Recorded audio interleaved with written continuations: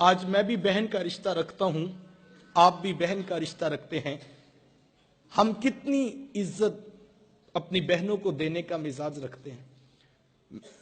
دکھ، تکلیفیں، مصیبتیں، پریشانیاں تو اپنی جگہ رہ گئیں، یار ہم تو بہنوں کی خوشیوں میں شریک ہونے کے بھی روادار نہیں۔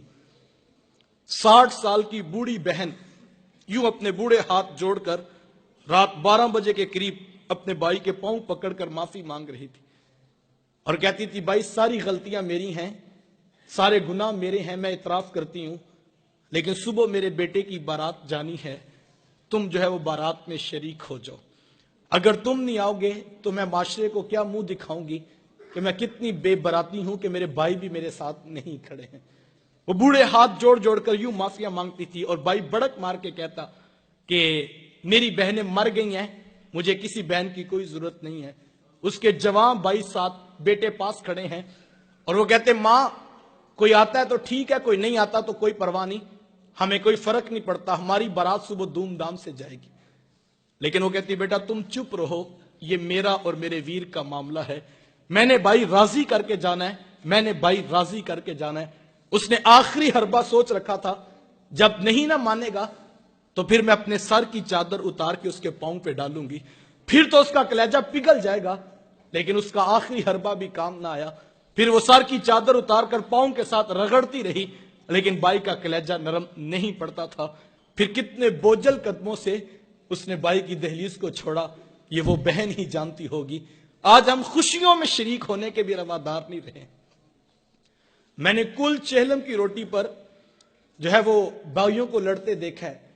ایک کہتا تھا کہ یہ میری بہن لگتی تھی، روٹی میں نے پکانی ہے، تو دوسرا کہتا تھا نہیں یہ میری بہن لگتی تھی، میں نے کھانا پکانا ہے۔ صاحب مرنے کے بعد تو برادری کو دکھانے کے روٹی پہ لڑ رہے ہو، زندہ بہنوں کی قدر کیوں نہیں کرتے ہو؟ کسی سے پوچھے جناب 4 سال ہو گئے بہن سے ناراضگی ہے، وجہ کیا ہے؟ تو وہ کہتا ہے جناب رشتہ کرتے وقت بہن نے میرے سے پوچھا نہیں تھا۔ صاحب کون سسرال میں کہتا ہے جا کے میکے سے پوچھ کے ہم پتر بیانے لگے ہیں، تمہاری کیا رائے ہے؟ کون یہ بتاتا ہے، کون یہ اختیار دیتا ہے؟ یہ بہنیں ہوتی ہیں جو سسرال کی گالیاں بھی سنتی ہیں اور بھائیوں کو بتاتی ہیں ہم بڑی سوکھی ہیں اپنے گھر میں، تم اپنا اتحاد قائم رکھو، تم آپس میں بس ماں کا گھر باپ کی چوکھٹ آباد رہنی چاہیے، ہم اپنی جاگیر کا حصہ بھی چھوڑتی ہیں، ہم تھوڑے میں گزارا کر لیں گی، لیکن جو ہے وہ تم اپنی ماں کا گھر اور میرے باپ کا گھر آباد رکھنا۔ لیکن بھائی اتنا کچھ کرنے کا بھی رویدار نہیں رہے ہیں۔ بہنوں کو عزت میرے حضور نے دی ہے۔ جب بیٹی ذبح کی جا رہی تھی، بہنیں زندہ درگور کی جا رہی تھی، ماں کو منڈیوں میں بیچا جا رہا تھا، اس دور میں بیوی کی کیا حیثیت ہوگی؟ جبکہ آج کے تہذیب یافتہ دور میں بھی کچھ لوگ بیوی کو پاؤں کا جوتا خیال کرتے ہیں۔ میرے حضور ازواج مطہرات کے ساتھ جو محبتوں بری داستانیں رقم کی ہیں، معاشرہ ان کی مثال نہیں لا سکتا ہے۔ کسی کو حضور حمیرہ کہہ کے پکارتے ہیں، کسی کے لیے بکری کا بچہ ذبح کرتے ہیں اور گوشت کے مختلف ٹکڑے ان کی سہیلیوں کے ہاں بیچتے ہیں۔ حضور کثرت سے حضرت خدیجہ الکبریٰ رضی اللہ تعالی عنہا کا ذکر کیا کرتے ہیں۔ سیدہ عائشہ صدیقہ رضی اللہ تعالیٰ عنہ فرماتی ہیں کہ میرا جو ان سے رشتہ تھا تو ایک دن مجھ سے نہ رہا گیا اور میری زبان سے بے ساختہ نکل گیا، حضور اللہ نے آپ کو بہتر ازواج عطا کر دی ہیں اور آپ ابھی تک اس بوڑھی عورت کا ذکر نہیں چھوڑتے ہیں۔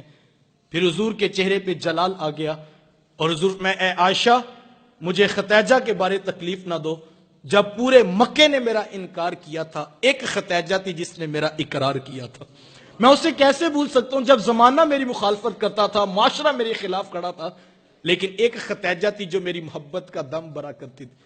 ماتے پھر میں نے ہمیشہ محبتوں کا اظہار کیا اور یہی حضرت خدیجہ الکبریٰ رضی اللہ تعالی عنہا ہیں۔